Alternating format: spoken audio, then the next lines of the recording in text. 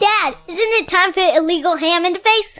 But bro, where's the banjo? Some Cleveland sports shows try to give you hot takes, but only one can give you a big old piece of hot ham. Welcome to Illegal Ham to the Face. Talking all Cleveland sports. And don't forget our Fat Boy Tuesday, where we also ham it up with some fun food topics. Without further ado, let's serve up some ham. Here are the Ham Boys, Fatty, and Big Bry.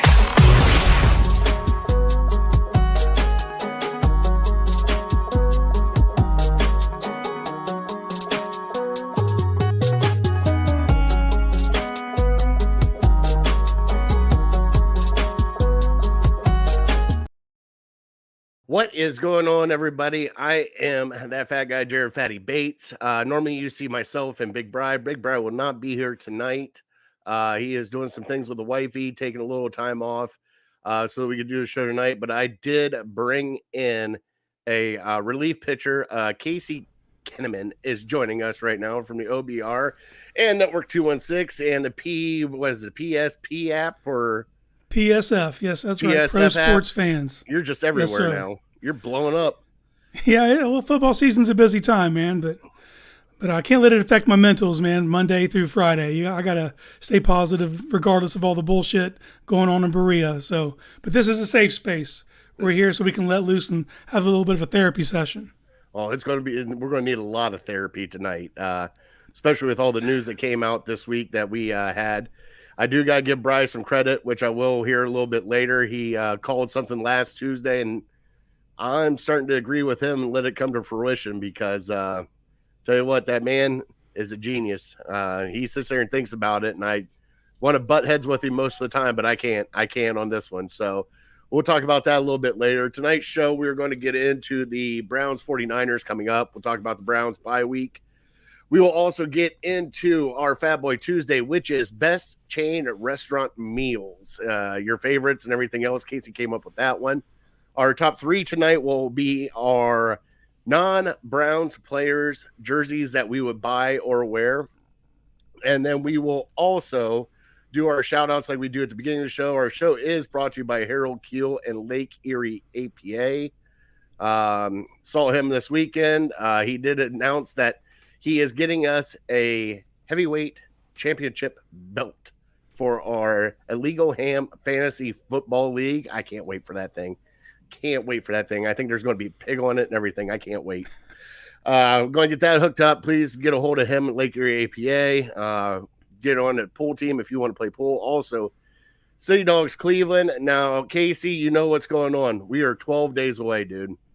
12 days away from one of the biggest events that I have tried to put together. We normally do once a month out and about, but we are now less than 2 weeks away. Browns versus Colts pregame show and viewing party with Illegal Ham in the Face as we raise money to help out City Dogs Cleveland. And on that note, you have $2 off Bud Light, Miller Lite drinks, drafts, $1 off any other draft available. You have the Melt French Dip, which will be on special, the ultimate chili cheese dog, the Municipal Stadium Magic, dare I say the Illegal Ham Sandy is going to be on there also, plus dollar wings. Melt is hooking us up. Beth does have a Browns raffle basket we will be announcing soon. Justin, my fantasy team did not do well last week, and I do not want to talk about it right now. We will get into that later. Justin kicked my ass in fantasy. All my running backs suck. And then wide receivers, I had George Pickens on the bench because I thought they were going to be horrible. And, of course, he goes off. You know how that goes, Casey. Yeah, I have Nick Chubb on 4 different teams. Oh, that's got to hurt. So, you know. Oh, man, that hurts. Yeah. All right, so we are going to be there at the Melt Bar and Grilled in Independence. Please join us. Casey tonight will have trivia for me. I joked around. I was like, dude, I can find a trivia for you. And he was like, you have failed multiple times on trivia, so I will just go ahead and take the handle on this one. I'm like, all right. So he's got trivia for me, which our trivia is always brought to you by City Dogs. We do have a new adoptable dog tonight. And Beth wanted me to reach out and let everybody know there's a new thing out, and I'll do it right now real quick. The City Dogs Cleveland is doing the Embrace Pet Insurance Community Challenge. This is the 4th year for it, and they are raising money from October 2nd till the 31st. Now, I know we're getting a little late on this one, but last year they brought in over $43,000. They have won it 3 years in a row. So if you want to help out, and all this money goes to help out homeless pets and also meet the medical enrichment needs to help adoption and foster pets as they get acclimated in where they're at. They have stories here, but all this down here, you can text it right here to donate. There's a website down here in the bottom corner. You could go to donate. Please help them reach their goal of getting first place again for the 4th year in a row. Like I said, it is going all the way up until the end of October. So please help them out. Can't thank them enough for everything they do for us. We got some t-shirts that we're going to be giving away from City Dogs. We got a whole bunch of other stuff going on. So just want to thank them. Yeah, thanks. It was definitely a fatty fail. Thank you, Justin. It was definitely a fatty fail.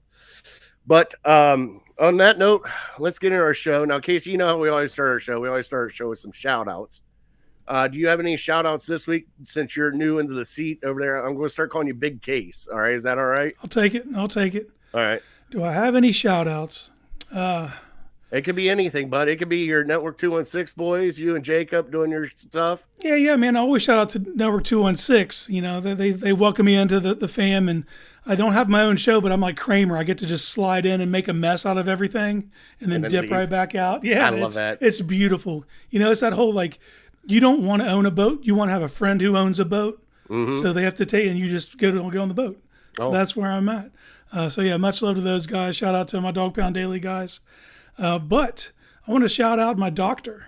I broke my foot this last week, and I'm hobbled around. I'm in an air cast, and just found out I do not need surgery. So shout out to my doctor, Dr. Cassis. That was a beautiful piece of news to get.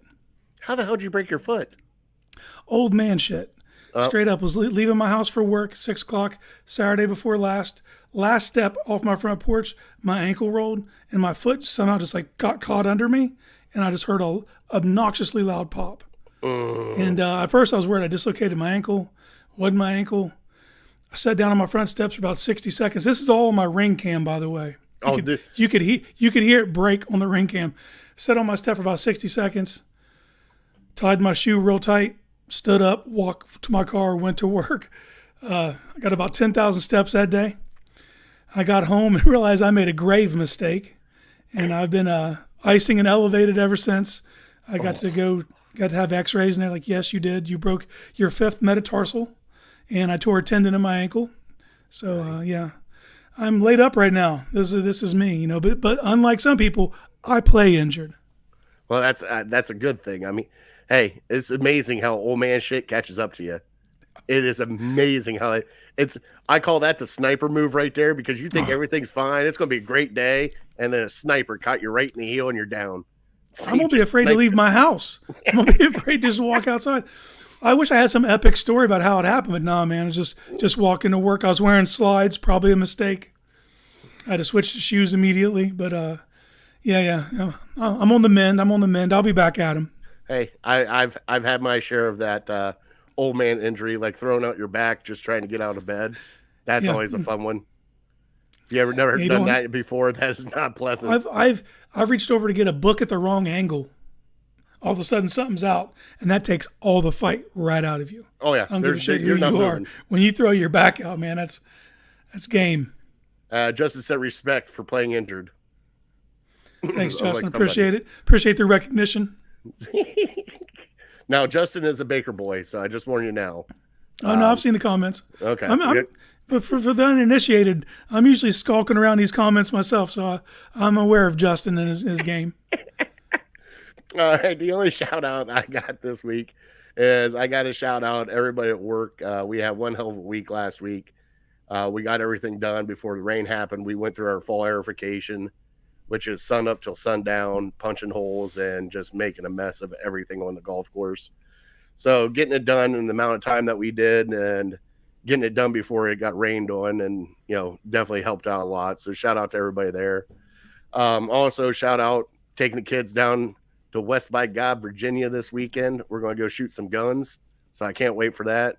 They got their little Red Ryder BB guns. We're going to go down and start picking off pop cans and everything else. So nice to get out of here. A little vacay before the big thing next weekend. So just get out of here, clear the head. Yeah, that's true. It's not necessarily Baker Boy. Just didn't. A lot of people are like that. Well, I shouldn't say a lot of people. Some people are like that.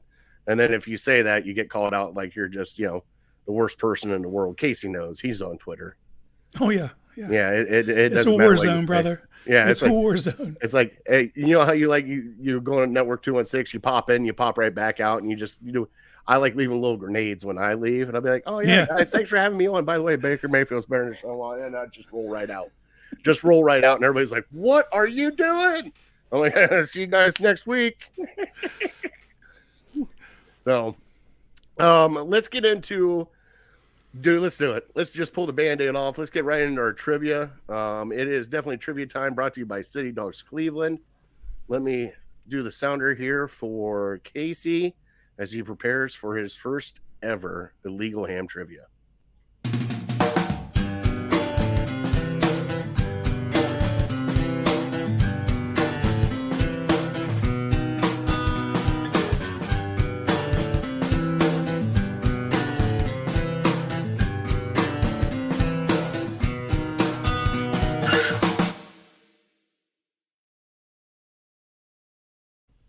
So our Illegal Ham trivia. Now, hold on. We do have a new dog this week. You're going to like this guy.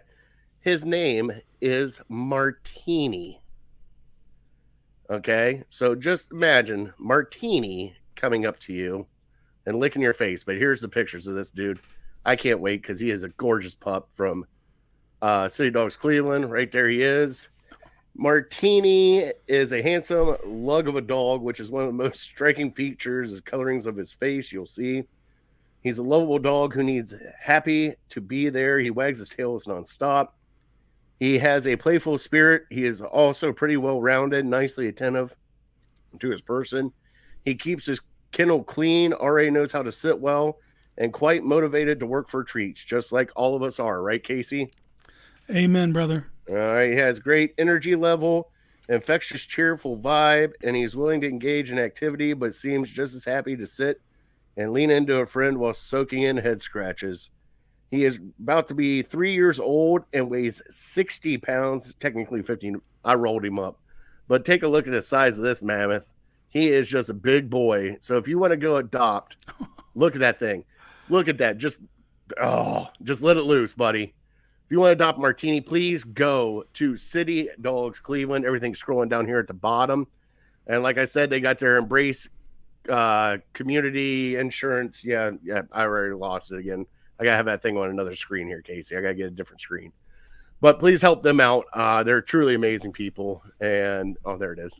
I got it on the other screen. It's right there. Please help them out.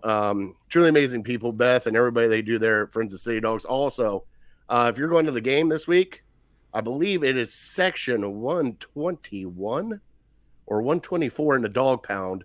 You go there, they're in charge of that whole concession stand. Go help them out. Go get some food from them, get some beer, and enjoy the game. All right, Casey, you ready? Well, quick sidebar. When I go to games and buy secondary tickets, section 120 and 121 are the two I always target. So, oh, yeah. Hook them up. All right. Without further ado. So the Browns' all-time leading receiver in receptions and yards is Ozzie Newsome with 662 receptions and 7,980 yards. Who is the Browns' leading receiver since they came back in '99 in those two categories? Oh, hold on. Is it the same person or is it a different person? Same person. And if there's a chance that Brian has asked this in the past, I have a backup question. No, he has not asked this. So the reason why I got to do receptions and yards. It's the same person. It's the same person. Yes. Since 99. Since 99, same person. Okay. Oh, man. I have confidence in you. Well, a lot of people have confidence in me. It's not the confidence that I lack. It's the knowledge. That's where we get a little mixed up here. I can be confident all I want to and just start throwing out names. That's fine. You fake it till you make it, man. All right. I like it. Man, oh man. All right, that's a good one. See, you are pulling out Bryce shit. You are a big case tonight. All right, well, let's get into our Cleveland headlines because guess what, Casey? It's not pretty. Let's play the bump and let's have some fun.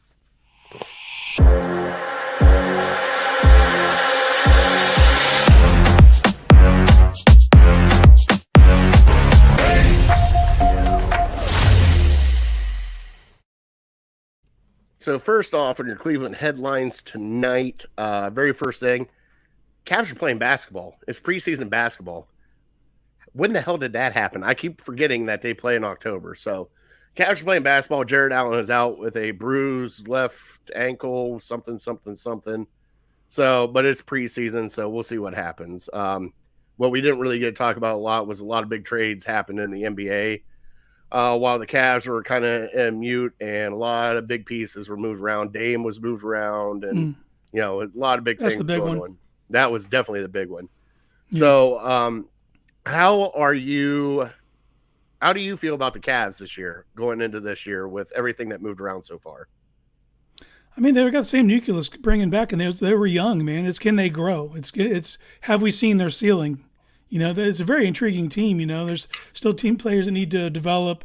Okoro hitting mid-range jumpers, stuff like that you're getting to see like little small clips of that make you intrigued. But with Lillard going to the Bucks, man, like they're all in. That is going to be, to me, that's going to be the bar in the East. And the Cavs just got to be their scrappy selves, man, and play as a team. And we'll kind of see because this is Mitchell's final year on this contract. Is he going to go all out or is he going to kind of mail it in? That's the other thing I worry about.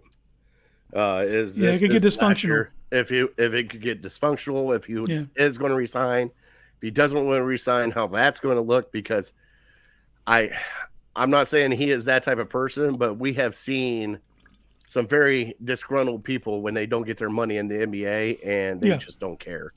So we got that going for us. But I think the team's going to be good. Like I said, there were a lot of big moves, but like you said, we still get the core back. We did add a couple bigger pieces that we needed. Definitely needed some shooters. So definitely, Chris, you missed it. So I'll bump it back for you one more time. That's my brother-in-law, Chris, and he loves the Cleveland headline.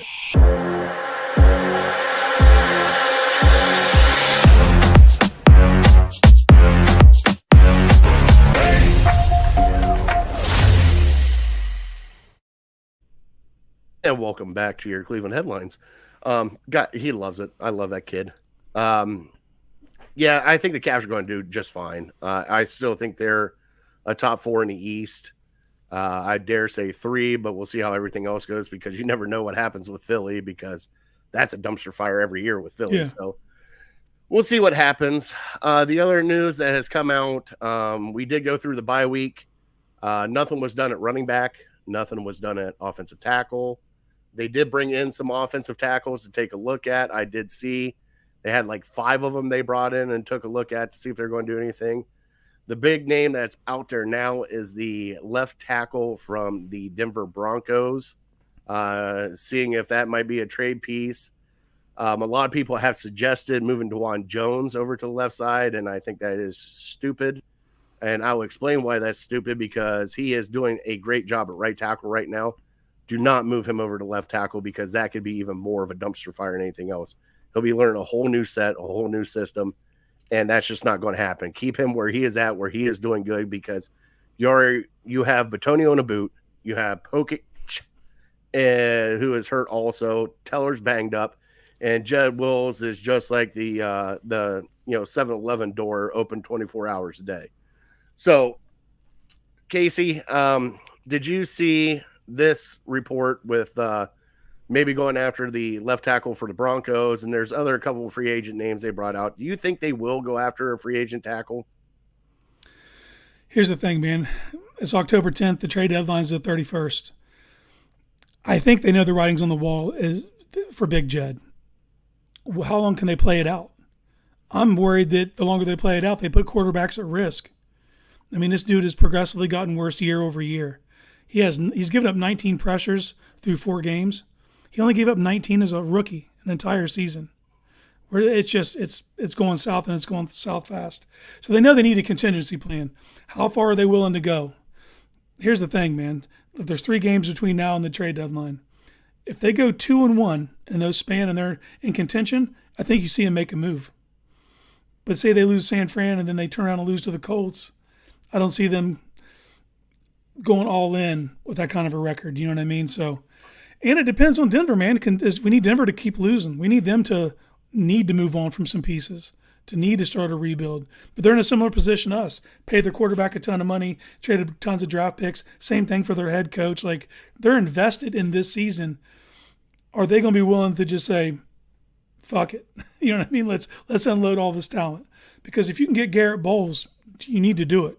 And I'm not trying to sit here and say he's all world. He is leaps and bounds better than what you have. And just to put a perspective on everything for everybody, you said 19 pressures. How many does DeJuan Jones have? Was it 1? I think it's 1 or 2 pressures He's given up 2 pressures. Yeah. So just think about that. 2 pressures. He's been playing the same amount of time after Conklin got hurt. He is a rookie on the right side going up against TJ Watt. Who wasn't supposed to start.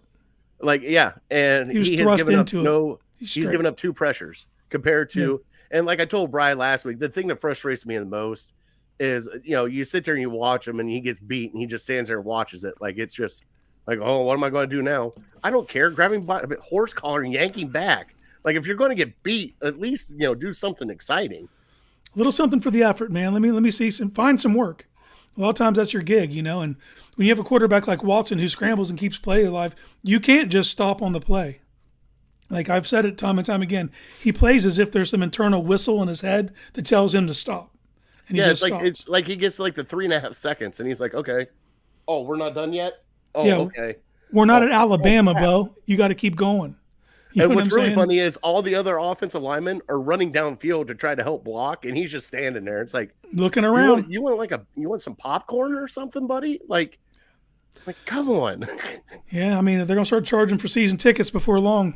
Oh, gee, especially those are expensive on the field like that. Right? I mean, geez. I mean, how do you get those tickets? Oh, wait, I know how you get those tickets. You play for Alabama. I'm sorry. I took a shot at Alabama. I don't like Alabama. It's all right. It's okay. They'll be all right. The other news that came out is we are sticking with our running backs right now. Jerome Ford, Kareem Hunt, Pierre Strong are going to be our running backs going forward. I think they're not going to budge. There was talks about Jonathan Taylor, but magically how the hell did that get buttoned up where he went back to the Colts? I thought that was for sure the bridge was completely blown up. Rambo's down in the water with a knife in his mouth, waiting for somebody to try to cross that thing and stab him. Like, I don't know how that got fixed and leveraged, but he is, the second or third highest paid running back now in the NFL. 3-year, $42 million. So he's going back, but we are keeping ours. And you know something? I'm okay with that. We do need to do a little better with the offensive line. Offensive line has not blocked very well in the running game. You and I both know that. I think if they get back on track of blocking well in the running game, I think you'll see a little bit better Jerome Ford and definitely Pierre Strong catching some balls out of the backfield. What do you think? You think the offensive line could change this around and get at least we need a running game going forward? There's no doubt about it. Like last week, 2 weeks ago. 2 weeks ago, we can't do what we did 2 weeks ago. So I have an article that should be coming out tomorrow for the keys to victory. And my number one key to victory, well, the first one I list at least, is establishing the run. And I don't want people to get it twisted. I'm not saying the Browns need to be a run-first team. I'm saying they have to be able to run efficiently enough to keep the other teams honest, especially San Francisco, because if you let them hunt, your quarterback's in trouble. We're so spoiled, man. Nick Chubb, we're spoiled. I mean, it is what it is. He just kind of hit a lot of the offensive line's flaws by breaking tackles, making guys miss, and averaging that 5.2 yards per carry. We're not going to replace that. I don't give a shit what happens. We need the running backs to be able to get what's there. And right now there's nothing there. This offensive line, the number one paid offensive line in the NFL, they're not playing even like a top 10 unit. You know what I mean? It's jarring to see because we've put so much faith in those guys because of the names on the back of their jerseys and we're familiar with them. But Teller's not been it this year. Pochich has not been it this year. DeJuan Jones, for everything he's done right, he's not a very good run blocker yet. Now, these things may come in time, but we need a competent run game. We need, like I said, we're not going to get 5.2 a carry. That's gone. Let it go.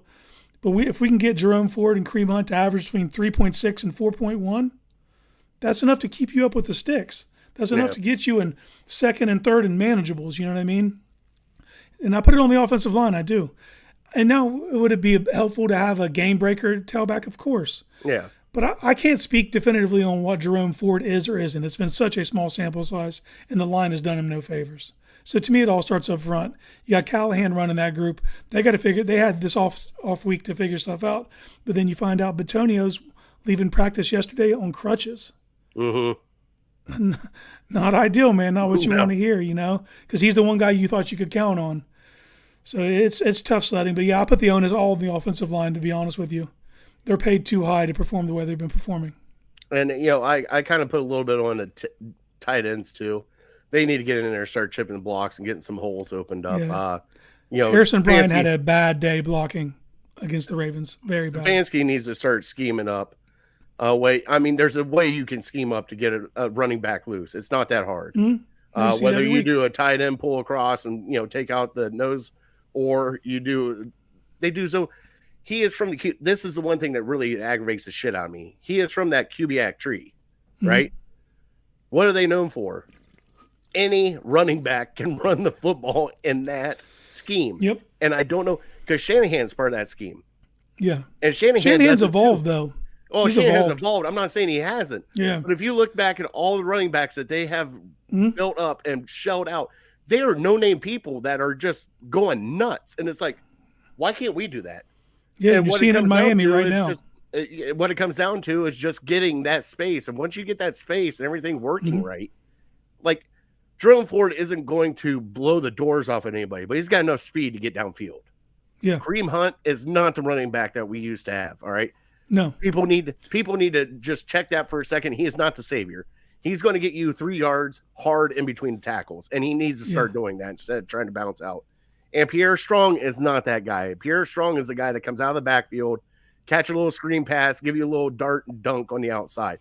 You guys got to, like you said, we've been spoiled with Chubb for so long that you got to just check it back a little bit and let these guys do. And then the other one that showed up here, Justin saying it. All right, Justin, I understand where you're at with Deshaun Watson. I do have to tell you this, and Casey can vouch for this. The man can't throw past 5 yards. He cannot throw the damn football right now. Whether he plays injured or not, he can't throw. Period. They showed it. They showed it on camera. That's why he didn't come out on practice on Monday. There is something else going on with that shoulder that they do not want to tell you. And they're trying to keep it hidden for right now because they don't want to look like a bunch of idiots for going out and getting a 5th-round rookie a start because they screwed up on Josh Dobbs and traded him away for a 5th-round pick.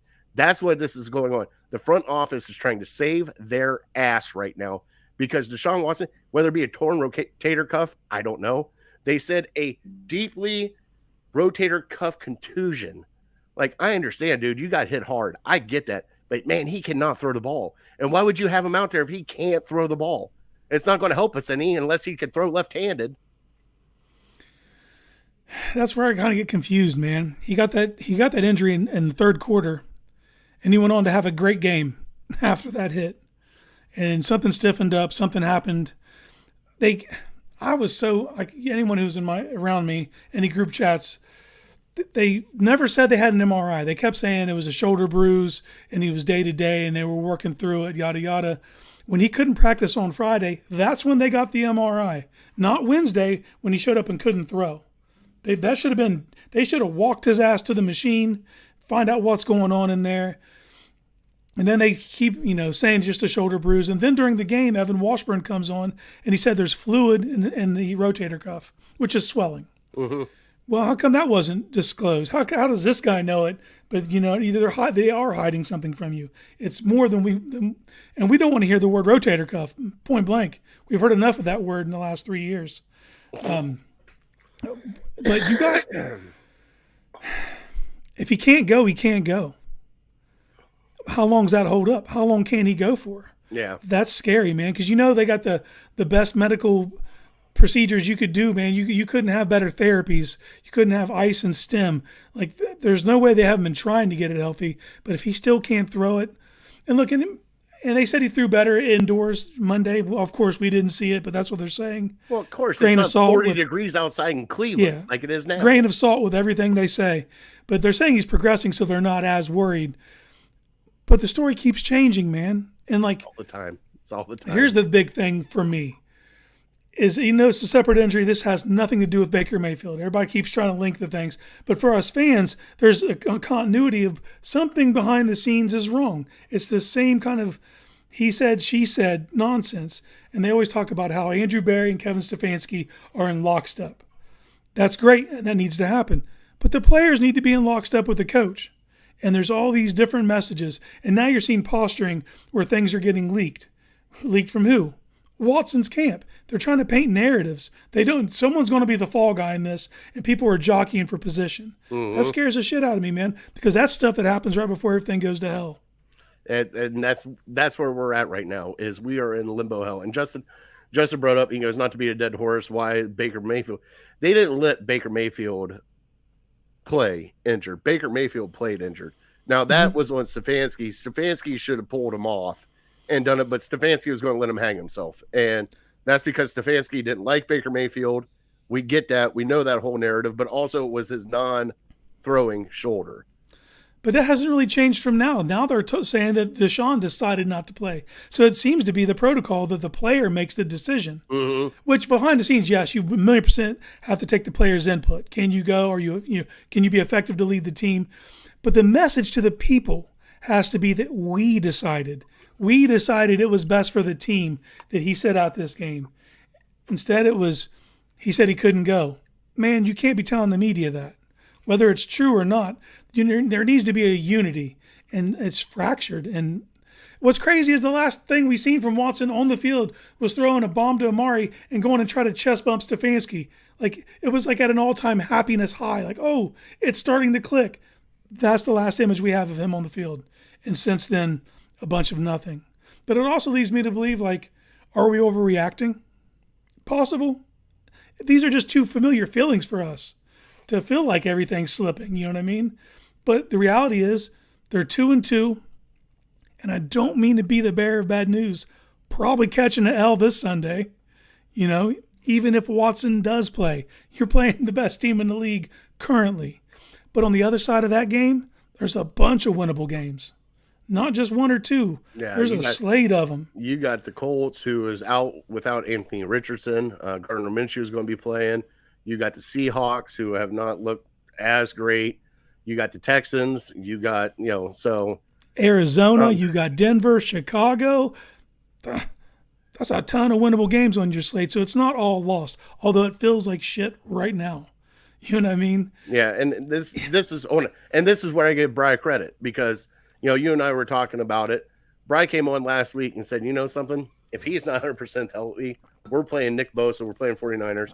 They look like a juggernaut. Look what they did to Dallas, all right? And I'm not saying play scared, but you want your quarterback healthy. And if he's not healthy, I wouldn't play him. And so I'm starting to agree with Bri right now, because obviously they're saying day to day, he can't even get outside to throw the ball. He can't throw the ball anywhere else. And then, and here's Mikey. Mikey is going to be on our show for the October 22nd.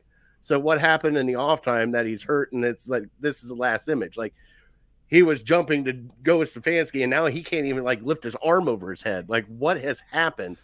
Like, and the conspiracy theories are going out. They're like, well, maybe he doesn't want to play. Maybe he doesn't like Coach Stefanski. Maybe he doesn't like the play calling. Maybe it's this. Maybe it's that. And you know something? This is starting to go down a dark hole that I don't want to go down this year. And then, of course, James, goddamn you. I don't want to see you in your Niners shit. All right. I love you, buddy. But I don't need to see that this week. It just sucks because he finally made a step forward. That game against the Titans, 82% completion percentage. Everything was on schedule. He was going through reads. He was doing what you wanted to see him do. He had one boneheaded play throwing the ball backwards. But outside of that, he played a pretty clean game. And it was like, okay, now that's the bar. That's where you need the level you need to be to take this team where it needs to go. And then nothing since, so it's an empty feeling. You felt like you were making progress, and now it feels like you're regressing again. See, we get half the NFL watches our show. Like Big Matt, Lions fan, he's loving life right now. James, 49ers fan, loving life right now. Us as Browns fans, hey, same shit that we've had since 1999. All right, let's go. All right, it's just a dumpster fire. And that's what, I can't, like I saw, Nick Carnes, our buddy Nick Carnes, is the most optimistic, happy man. He went to a dark side for about 2 days. He went dark, and then he came back happy again. I'm like, Nick, it's glad to see you back happy again.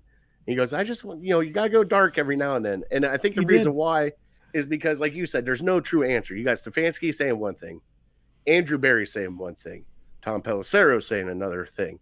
You're seeing what you're seeing on the field. And then the bullshit that they come out with now that, well, if he can't go, PJ Walker's taking the realm this week.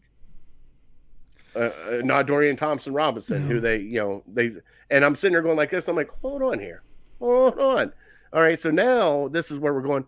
And they just released the depth chart, which I started giggling about. And they got Deshaun Watson, number 1, and DTR, number 2, right behind him. So nothing's changed on the depth chart. That's made by some intern, man. They do that at every NFL building, and they give it to us as the unofficial. They're just copying and pasting, man. They don't. See, I'd love to copy and paste too. Yeah, I'd get paid to do that for sure. Shit, why can't we do that? I'll say this, man. XFL MVP PJ Walker should have got the start when DTR did, man. They knew behind the scenes he wasn't ready for that. That was a tough spot to put that kid in. He wasn't even up on the roster, though. He wasn't practicing with anybody. No, he was practicing. He was on the practice squad. Well, you could bring him up. He was elevated. Yeah, but dude, I'm telling you, he's got NFL experience. He's got 15 games. I think you hurt DTR's development by putting him out there when he's not ready. Well, and then now, should they traded Dobbs when he wasn't ready? Whole nother discussion. Yeah. But they did that. So now moving forward, if I got to start one of the two, give me the guy with experience who can at least tread water if shit goes south. I love it. No, we cannot have Baker Mayfield back. That is not an option. No, it's not an option. I've seen calls for Brissett today. A lot of people are calling for Brissett. He's just sitting on the bench. I mean, that's all he's doing over there behind Sam Howell. I mean, there's something's got to happen. I think PJ will be fine with this offense.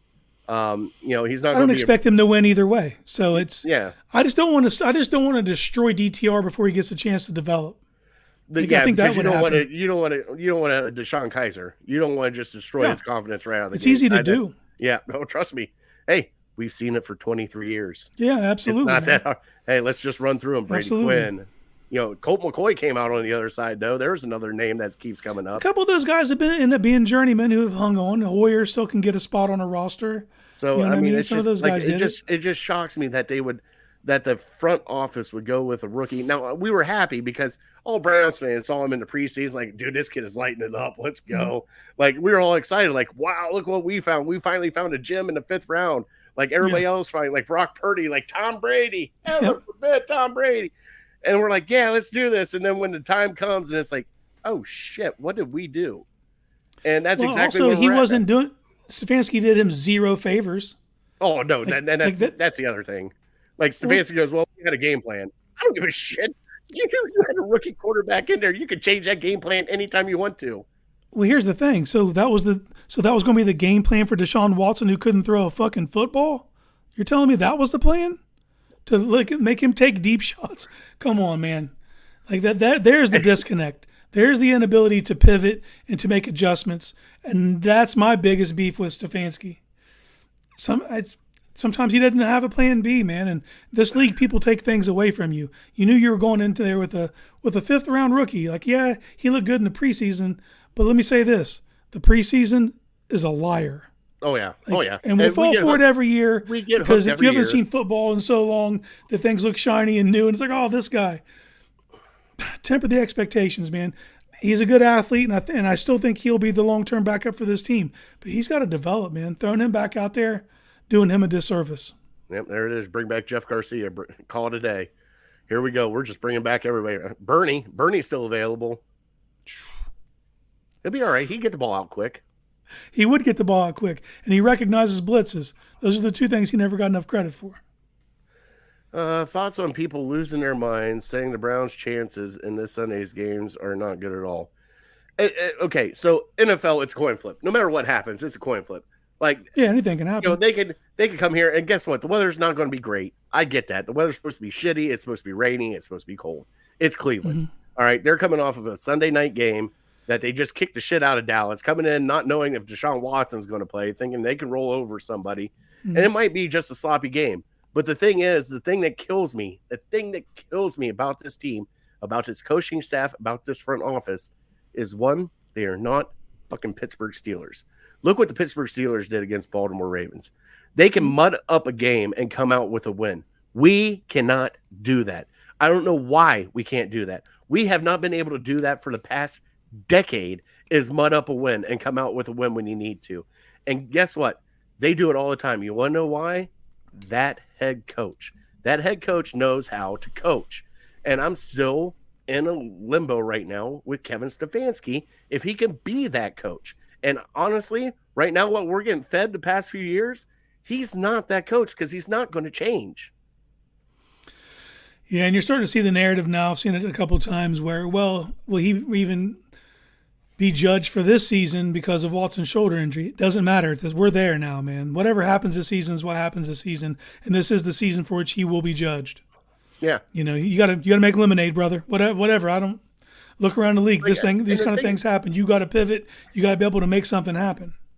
And the thing, like, he's supposed to be a quarterback guy. All right, he made second half of Baker Mayfield look great. He made Jacoby Brissett look great. We start to get Deshaun Watson going up. You can't schedule a game for, like, you're knowing at the very beginning of the game that game is about to go sour because your starter's not there. Change it. You go up to Van Pelt and go, we got to dumb this down a little bit. Let's bring it back. Let's dumb this down. We can't do anything down the field just yet. We can maybe take a shot later on. Let's just get the ball moving. Let's get moving a little bit because look what Pittsburgh did. They didn't take that many deep shots. They just kept everything right in front of them and just kept mudding up that game. And I hate saying like Pittsburgh, but that's where you need to be. You need just the continuity is not there. And I hate saying that, but they haven't lost. They haven't lost in 17 damn years. They haven't had a losing season.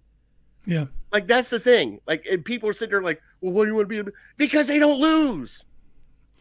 Yeah, and it's stability. As much as it sucks to say, like, I always get shit for it, but Tomlin's a hell of a leader. He gets those guys to rally. He gets them to play hard. But see, here's the thing, man.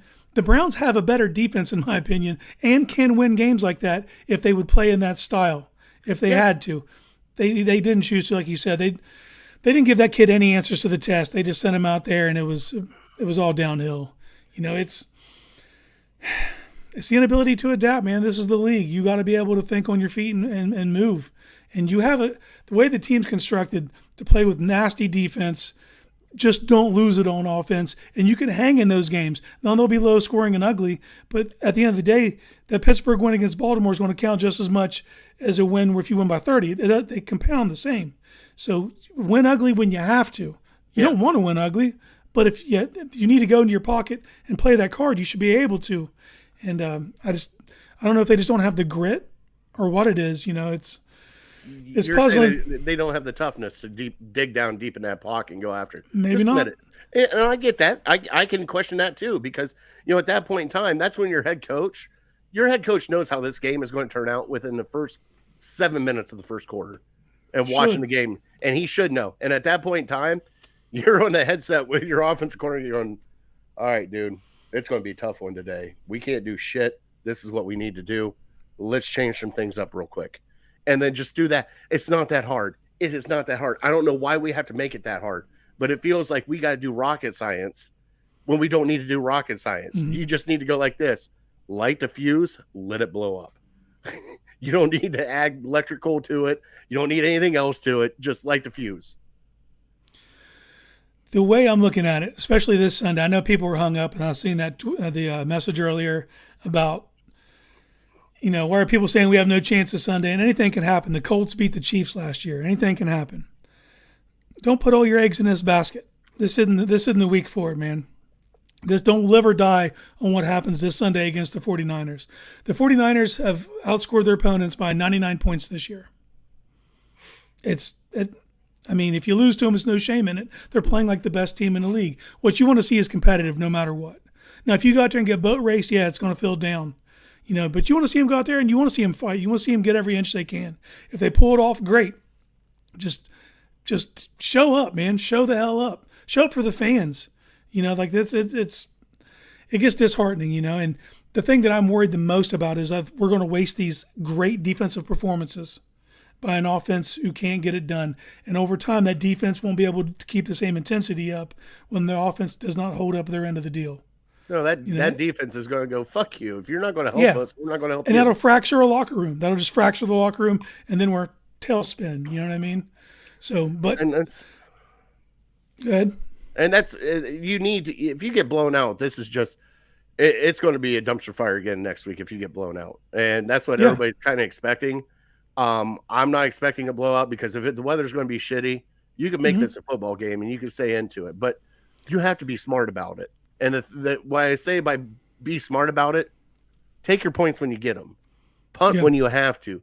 Don't do anything smart or gimmicky or a negative 20-yard run with Elijah Moore. Get the ball going downfield. I don't need to see shit behind the fucking line. I don't need to see reverses. I don't need to see their fucking wonderful tight end screens. I don't need to see that bullshit. You just need to start going downhill. I need to see slants. I need to see curls. I need to see wide receiver screens on the outside. I need to see a running back running downhill. I don't need to see the gimmick plays anymore. I need to see that you can actually play football the way it's supposed to be played, and it's supposed to be played downhill. Yeah, get the quick game going. If you're going to run a wide receiver screen, let me see more in that position. To quit running the same damn play to more behind the line of scrimmage, they've got it scouted out. Throw that in the trash. Now, those trick plays, put them in your back pocket, man. If the rest of your offense opens up, then you can integrate those things in. But those can't be your offense. No. You know what I mean? But you got someone like David Njoku, man. Let's get some 3-4 yard handoffs to him.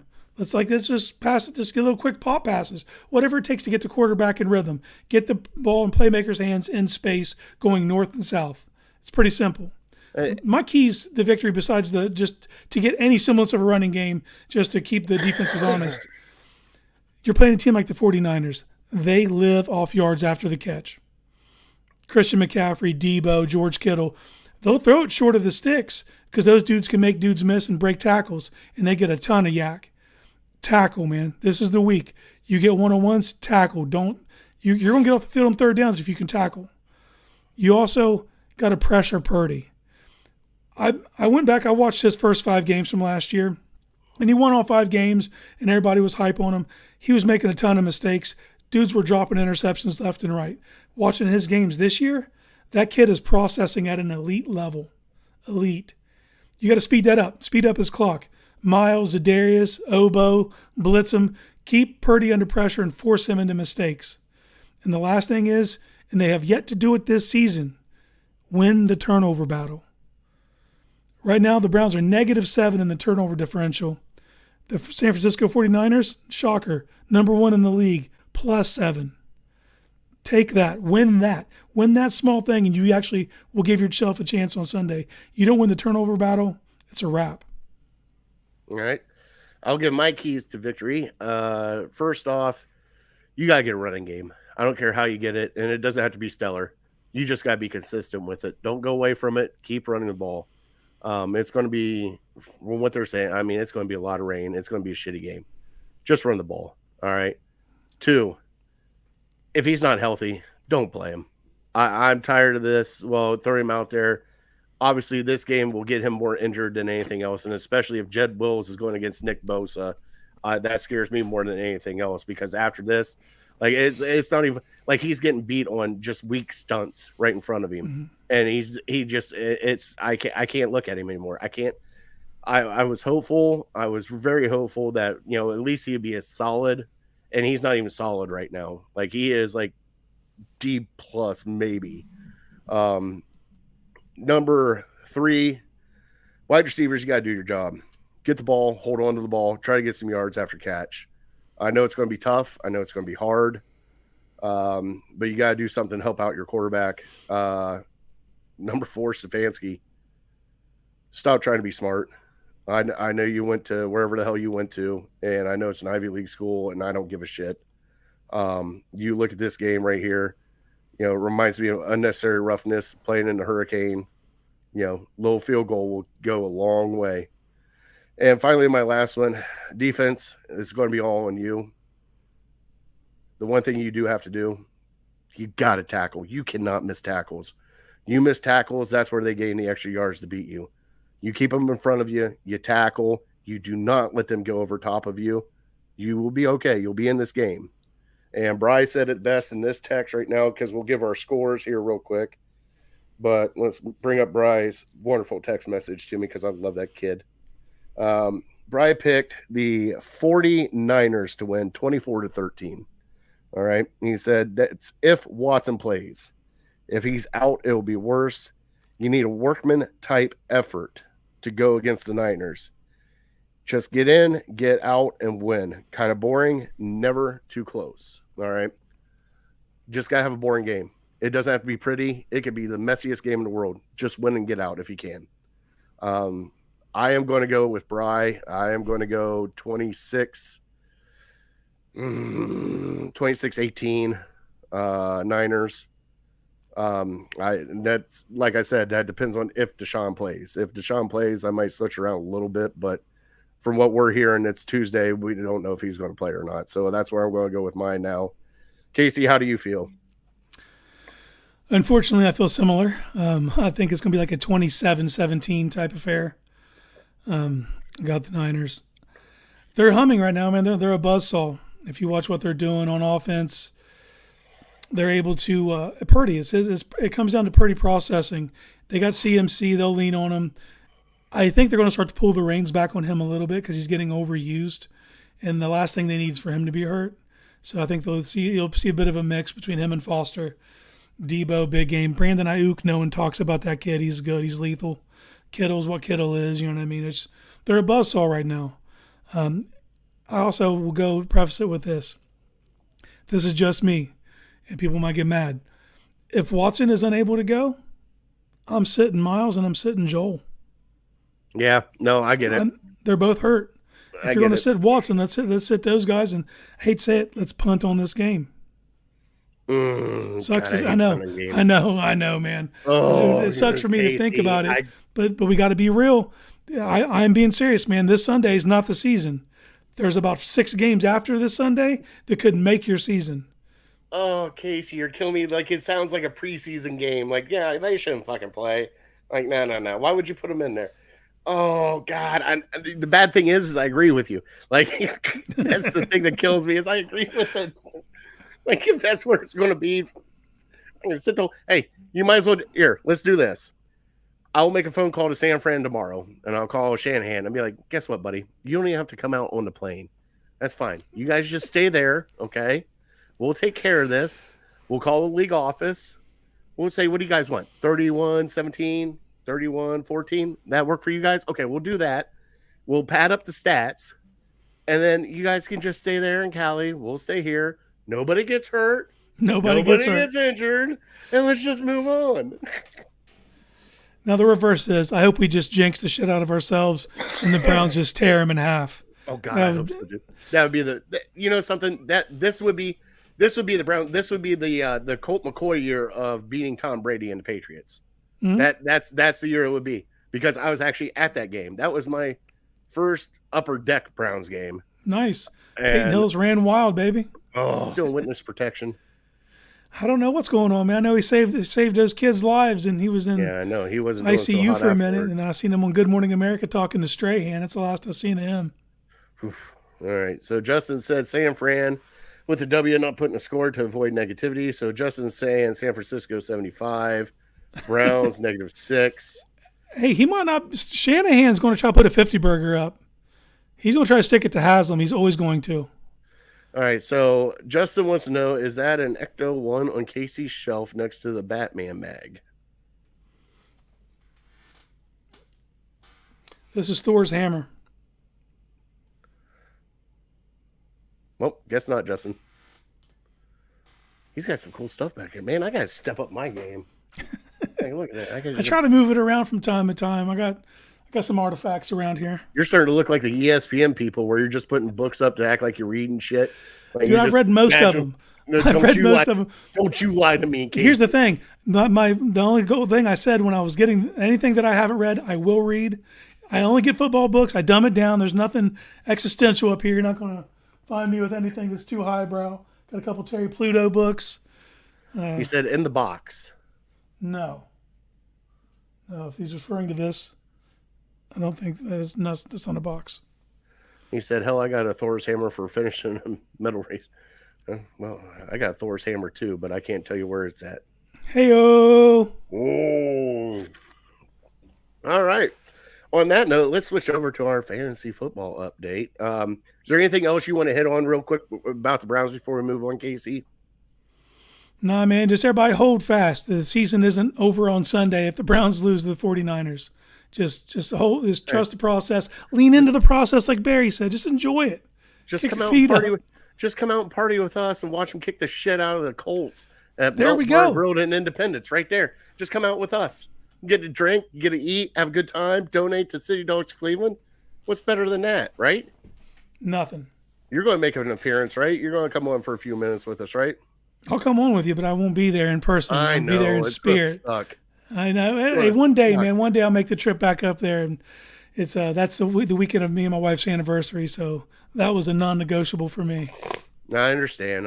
That's what we got Mikey from the Lyman Lounge podcast. If you've never heard of them, go check them out. Him and Evo are amazing. And then we got Always Positive Jay from the Voice of the Land podcast is going to be joining us. They're on set. Mikey's all pumped up. Evo's going to be joining us for a little bit during that show, but we got 2 hours to fill, so you know how that goes. All right, let's get into our Legal Ham fantasy football update, and it is not pretty at all because I got smoked. Justin finally got a win. What was it, Justin's second win? Nope, that was his first win. I was Justin's first win. Ain't that a bitch? All right, so it's time for your Legal Ham to the Face Fantasy Football League update. Hot Dog is a Taco beat Elijah Moorhead 117-73. Wow. Team Big Meat beat Don't Spanic 125-103. Phil McCracken beat Always Next Year 191-127. 191. What the fuck do you have on his team? Big Bry loses to Team Big Rod 174-150. And Dog Pound Boys eke out a win over the Portage County Prostitutes 112-98. I got to see who's on Phil McCracken's team. Let's see here. Yep, there it is. Justin Fields, Hill, Nuka, DJ Moore. That's all of his points are right there. That everything. He had a running back with 0 and another running back with 2.4. That was all. He scored a buck 90. He's 191-78. So Fields got 40. Hill got 33. Nuka got 20. Kyle Pitts got 15. Sam Laporta got 20. And DJ Moore got 50. Yeah, I regret to inform you I benched Justin Fields and DJ Moore and paid the penalty for that. I lost that league pretty handily. Let's see here. Casey's a good sub for Bry. No meat chicken talk. Say it like you mean it. All right, I'm sorry. Sorry, Justin, you beat me. Here. Let me bring up the great thing about this show is we always have the fatty fail. It was definitely a fatty fail because I had 2 running backs and 2 wide receivers that didn't score over 10 fucking points. It's not a good day. Not a good day. I looked at my roster and everything else. I'm like, well, this is going to be a shit show. Can't wait for this. All right. Casey, let's have some fun now. Let's switch over. Let's get the doom and gloom out. Let's start getting fat. Let's get ready for Fat Boy Tuesday. And now it's time for Fat Boy Tuesday. All right, and Fat Boy Tuesday is brought to you by nobody right now, but you had the great, what are your top best meals at chain restaurants, right?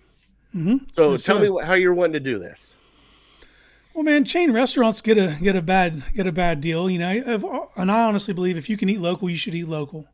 But there are some chain restaurants that really knock it out of the park with a few meals, and ain't nothing wrong with enjoying those meals. So if you got to go out and go to it, and if you have to go to a big chain restaurant, enjoy yourself, man. But you gotta know how to navigate. You gotta know what certain restaurants do well and what they don't do well. So I wanted to just highlight a few of the big chain restaurants, the meals that I experience when I have to go into them. Okay. My first one, Outback Steakhouse. Now, I'll preface all this. I'm not putting steak on any of these because you can get steak anywhere. Steak's a top-tier food. A place that does a good steak, automatic, you can get a good steak, you should get it. But I'm going off the steak menu for all these. So Outback Steakhouse, when you go in, what do you do? For me, we're starting off with that bloomin' onion, automatic. Probably getting some bang bang shrimp as an appetizer. Enjoy yourself. Maybe a pint. Maybe a Foster's. When in Rome. Yeah, if you're there, you might as well do it. The Alice Springs chicken at Outback Steakhouse. Grilled chicken breast, Monterey Jack, sauteed mushrooms, bacon, honey mustard, and cheddar sauce. It's out of this world. Sides, you can differ what you get. You know what I mean? I'll go with their Aussie fries and probably broccoli, just so I can feel like I'm not too gluttonous. But I'll also dip it in the sauce. So, win-win. So that's my first meal. Do you want to go second, or do you want me to run my gauntlet? No. So I'll go. So Outback for me, and we'll do some honorable mentions. Outback for me, I have got to do the ribeye. I'm a huge ribeye guy, and I try to get the biggest ribeye I can because, obviously I'm a big boy. So I normally get the 24-ounce or 16-ounce ribeye, one of those two, the 22-ounce, whatever the hell it is, whether it be bone in or bone out. And I'm sorry, when I go to steak, I go to steak. I don't get steak from Applebee's. I don't get steak from anywhere else. I only get steak when I go to Texas Roadhouse or Outback. That's it. Bloomin' Onion, definitely. There's no ifs, ands, or buts about that. That's happening all day. For me, side, I got to do the super loaded baked potato. I have them at a jalapenos in it, scoop of chili. That thing is doctored up like you wouldn't believe. And then always for me, I love Caesar salad. I don't know what it is about Caesar salad. I get a Caesar salad, I'm good to go. That's my favorite meal at Outback Steakhouse. Not bad. I believe it's a bone-in ribeye. I love it at Outback, and I think it's an 18. I get yelled at by my wife because I start chewing on the bone afterwards. She goes, "What are you doing?" I'm like, "Shut up." That's where the fat's at. That's why. And then she cuts off the fat. Flavor. Yeah, I know. That's why she cuts off the fat. The Puts on. I'm like, "What are you doing?" I'm scraping it off onto my plate. I'm like, "That's a rookie move." That's a rookie move. So, before we move on, how do you get it cooked? Oh, medium rare. Medium rare, if not. As my grandmother would say, cook it 3 minutes on one side, slap its ass, roll it over for 3 more minutes, then bring it out to me. Yep, I'm just a little bit of salt's all I need, man. I don't need sauce or anything. Oh no. If it's cooked right, and it's seasoned right, you don't need anything. Especially with that fat in there, it gives it its own flavor. Well, my second meal is at Red Lobster. I go shrimp linguine Alfredo. That's my move. It's rich, but I'm in my wheelhouse there. I think that's the best dish they do in my opinion. That's my move. And Cheddar Bay biscuits. All the Cheddar Bay biscuits, all of them. Don't stop bringing them because I'm not going to stop asking you for them. I tell her all the time. She's like, "Here's your biscuits." I'm like, "You might want to start getting ready. It's going to be a long night for you walking." I was like, "Just bring us about 12, and then we'll go from there, and then we'll contact you."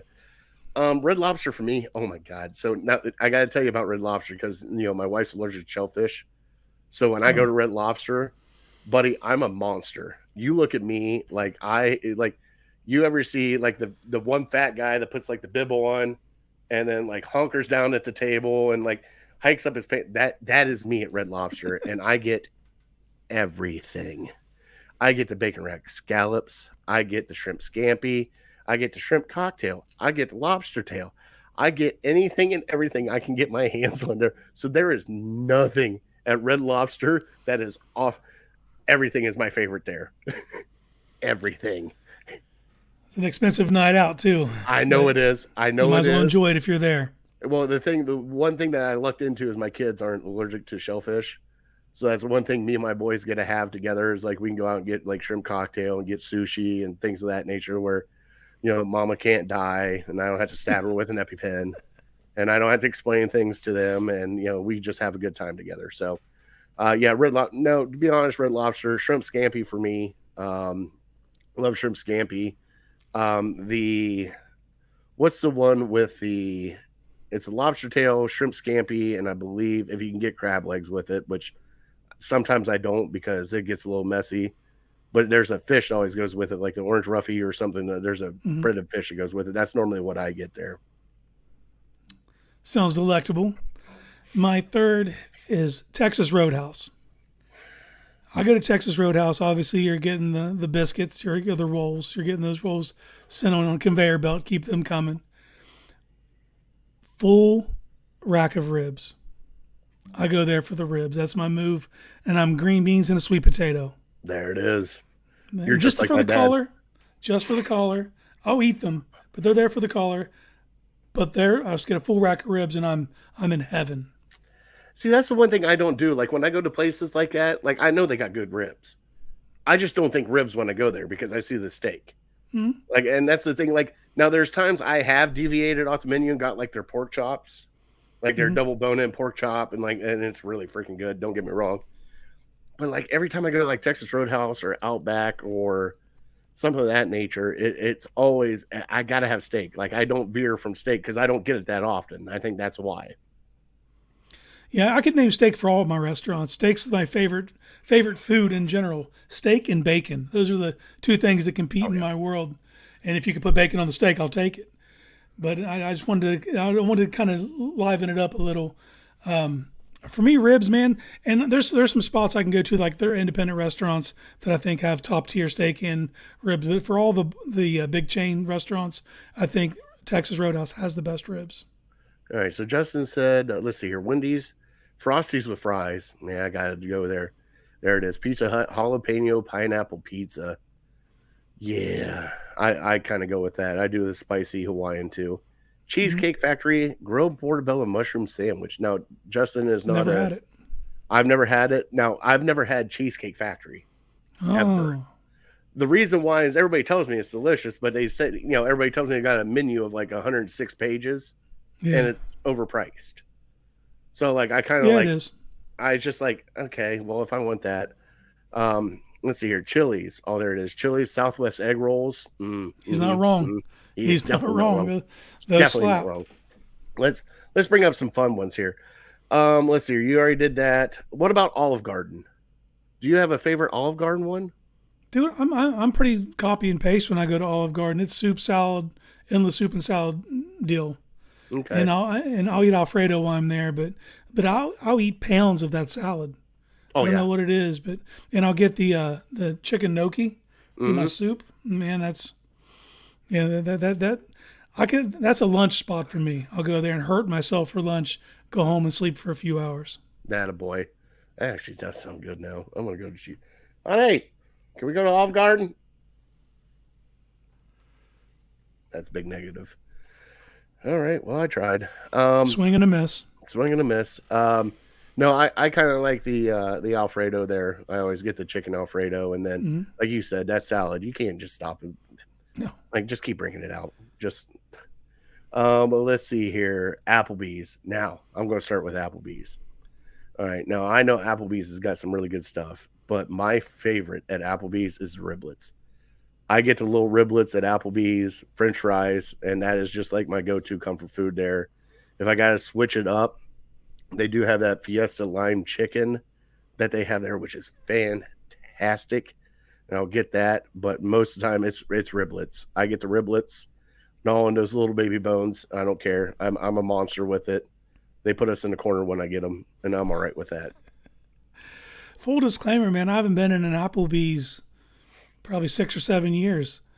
I used to go there and tie one on before I'd go out. They had the bartender was pretty cool. We'd stop in there, have a couple apps, smash some beers, and then head on our way. They used to have an Oriental chicken salad. Yes, that is amazing. If they still have it, I have no They still idea. have it. But that was my whip, man. That was my jam when I was going to Applebee's. If I was going to get something, it'd be an Oriental chicken salad. Yeah, that was. I agree with that one. Yeah, our Applebee's had a special for the longest time, where you get a 22-ounce burger and fry for like $8 or something like that. You can pass that deal up. You just go there, get a burger, French fries, and now they're doing the all-you-can-eat boneless wings. And I hate to tell them that if I show up for that, they are not going to be happy. I'm shutting it down. Like, I'm just going to be like, you're like, sir, are you done?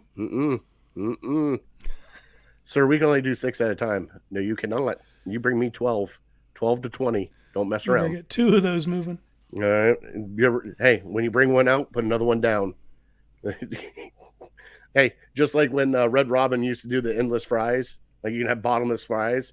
They'd only bring you out like a handful of fries. Like, you just keep those baskets coming. Like, I don't know what you're doing here, but if you're going to give me like 5 French fries, let's do this. Come on. Yeah. Last one, Bob Evans.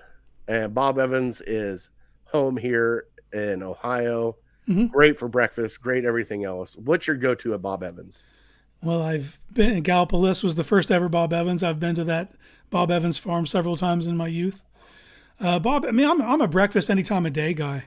Like, I'll have breakfast at night. You know what I mean? So I'm sausage, gravy, and biscuits. There it is. You see me and I'm getting a side of bacon, and you can deal with it. Probably sweet tea for my drink. But yeah, I'm sausage, gravy, and biscuits no matter the time of day. Yeah, normally I do the farmer's breakfast or the ultimate breakfast. You know, the 2 eggs, 2 links, 2 bacon, and hash browns. Every now and then I will get the ham steak with the eggs, which, you know, you get a country fried ham with eggs. You got to try it. Yeah, I mean, that's why we're called illegal ham to the face. Let's be honest, people. I'm not opposed. But yeah, that, and one that you can't sleep on, and it's at night, and I used to cook at Bob Evans, and it's a sandwich, is their pot roast sandwich. People, yeah. And let me tell you, like, at first I kind of like turned my nose up to it. I'm like, I don't want that. And then it got sent back because somebody messed up the order. So, of course, magically somebody had to eat it. Oh, no. And I took a bite of it. Dude, I'll tell you what, it's absolutely amazing. You know, my family's worked there. My sister was an assistant manager at Bob Evans. I was a cook there. I'll tell you what, some of the greatest food comes out of that place, and you can't go wrong with their home fries. Their home fries are just fantastic. All right, let's get off of Fat Boy Tuesday. Let's answer the trivia question because I think I still have it in my head. So you asked me, since 99, the leading receiver in receptions and yards. Okay, yes, sir. Since 99.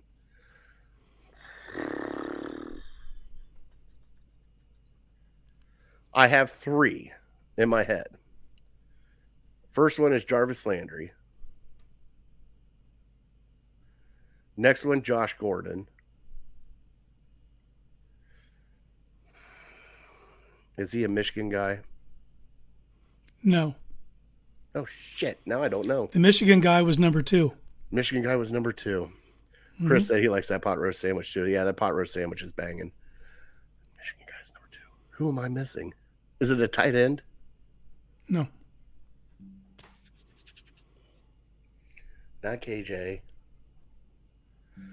It's not dipshit.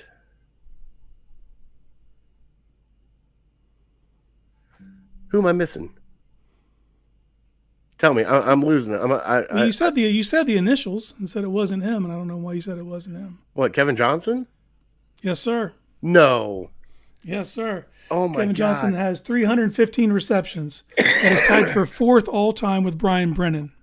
Shut up. He also has 3,836 yards, which is 11th all-time, and it's 139 yards in front of Braylon Edwards.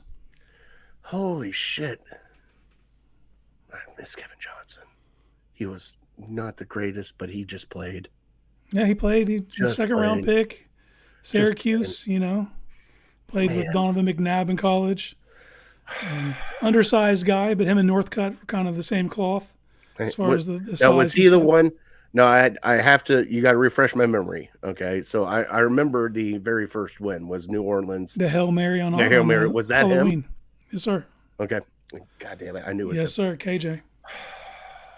Gerard Cherry was there too, just staring at him. I don't want to say that loud. Oh, I'm sorry, Gerard. I know you watch this show. He hates that play, by the way, if you don't know that already. Also, fun fact, I know Brian Brennan. He is a member at our country club, and he is truly an amazing person. Joke around with him all the time. I'm like, I bet you could have caught that pass. You And would if have. you, what's really funny though is like when I first got introduced to him, right? They're like, Jared, this is Brian Brennan. I'm like, oh, hey, how's it going? And I shook his hand and everything, and I'm like, hold on, you were an NFL wide receiver? He's like, yeah. What's so wrong with that? I'm like, did you shrink? Like I could. He's just a normal guy. Like he's 6 foot. Just Tough normal as guy. nails, buddy. But I'll tell you what, Tough as nails. when he shook my hands, you can see the mitts on this guy.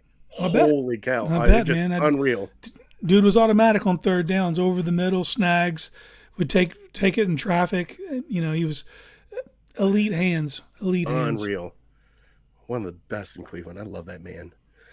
All right, let's get into our top 3 as I play our sounder. And here, just give me 1 second.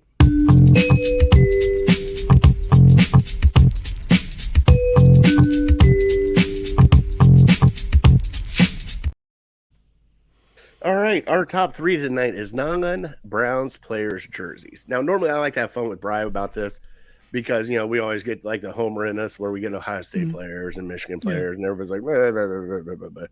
But I wanted to bring you into this because you are a Browns fan, but you love all NFL. And I want to see where your kind of fandom lies. So I'll go first with my top 3, okay? And Gotcha.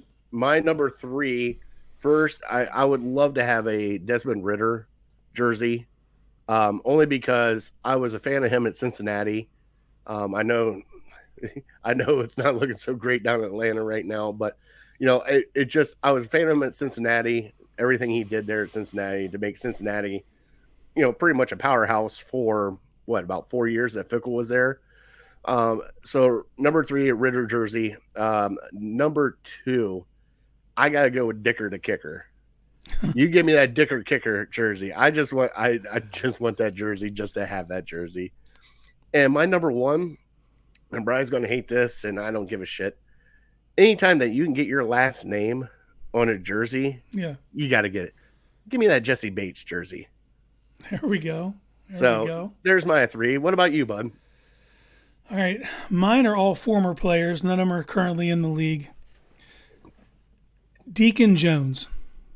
Gotcha. Deacon Jones embodies everything I loved about football growing up.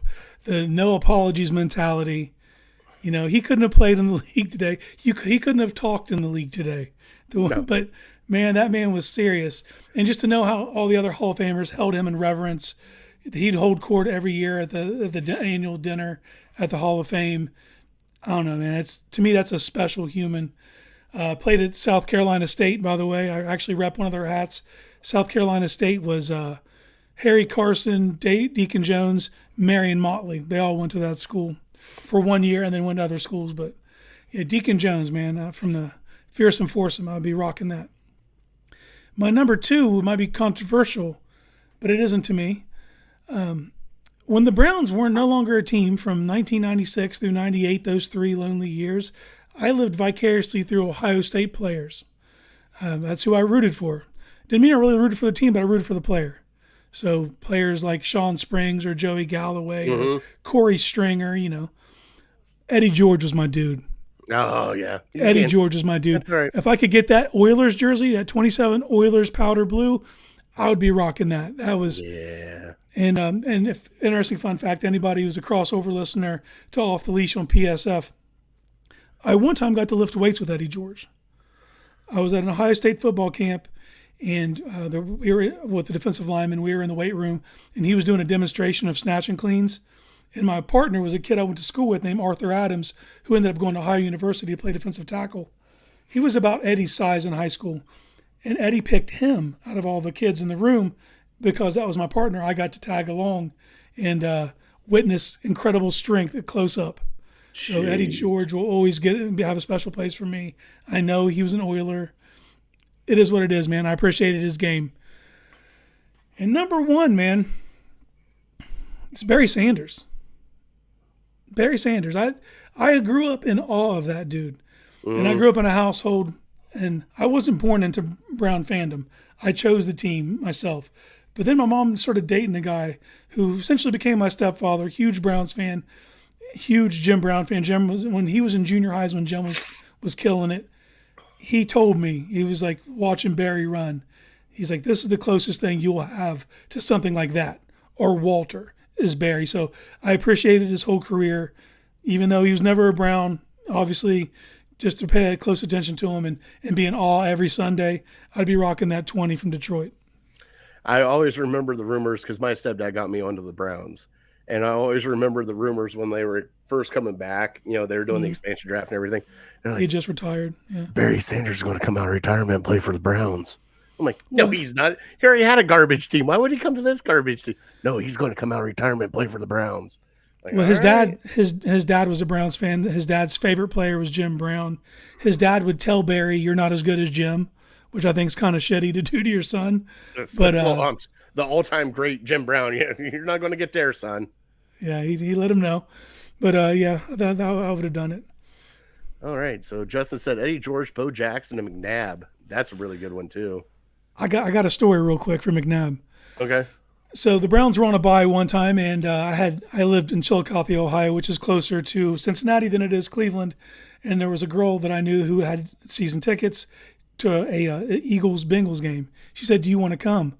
So I went to a Champs. I bought a generic McNabb jersey just to root against the Bengals. That's the only reason I had it, and I wore it.